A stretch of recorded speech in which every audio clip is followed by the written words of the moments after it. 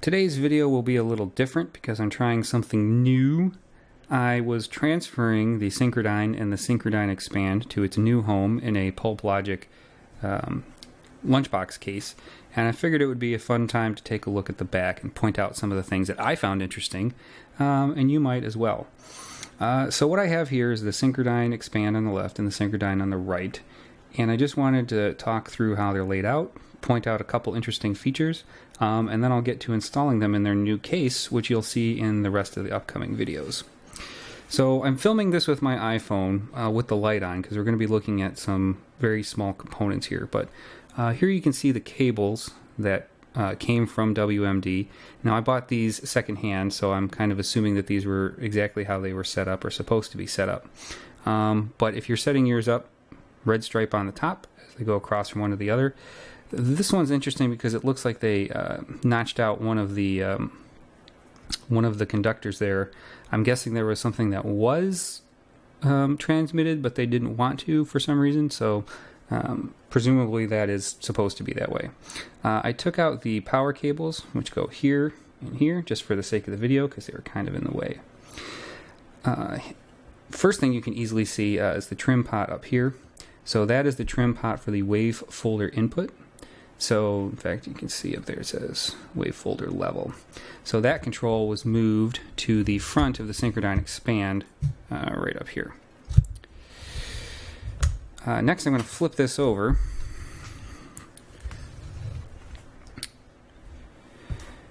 And on the back, we're going to look at just a couple of the ICs. There's a lot of Texas Instruments op amps in the back, TLO 74s, a couple of 72s. If you're interested, and probably nobody is, this guy right down here, way underneath on the first board, which is interesting because it's a two-board build. Most of the controls are on the front and the heavy lifting is on the back. This guy right down here, that's our PLL chip. And the same chip can be found over here on this board. So this is a CM046, whoops, this is a CM046B. I'll say that again because I was off mic. This is a CM046B, originally made by Harris Semiconductors, who were then bought by, of course, Texas Instruments. And this is the PLL. This is what's responsible for timing. This is the clock for the switch capacitor filter. This is kind of what the whole module seems to have been built around.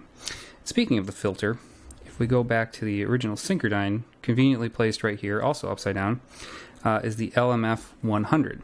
So this is the switch capacitor filter. This was originally made by National Semiconductor, and it looks like they were bought by Texas Instruments. So this actually has a pretty good spec sheet. The one for the PLL is pretty light. I'm going to send a link to both of those, or I'll put a link to both of those in the description, but I recommend reading through the spec sheet. There's some interesting stuff about filters in there.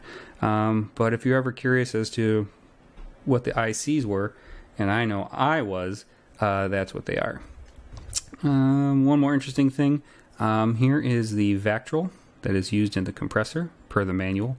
A Vactrol is a combination of both a LED or a light emitting diode and then a photosensitive resistor. So there's an LED on one end and a photosensitive resistor on the other, and as the LED lights up and lights off, the photosensitive resistor adjusts the voltage accordingly. So a lot of classic compressors like the LA2A, a couple other different designs. I think the LA2A used Vactrols. I don't know what else it would use, but the principle is the same basically, right? There's a light source that varies with the input signal, and that controls the photosensitive resistor. Vactrols are what's going away. That's why some companies like Make Noise are discontinuing things like the MMG. Stuff is going to end up going away because the Vactrols are, as it turns out, aren't ROHS compliant, especially in Europe, due to the cadmium that is on the photosensitive resistor. So if you want stuff with Vactrols in it, now is the time to get them because they're going away. I mean, there's cool alternatives, and you can do stuff with, regular electronics, but just a side note. So that's basically all I wanted to go over. Nice short video today, but this is the back. Not much else to say except, aren't you glad you just spent 5 minutes learning which integrated circuits do what they do on the Synchrodyne?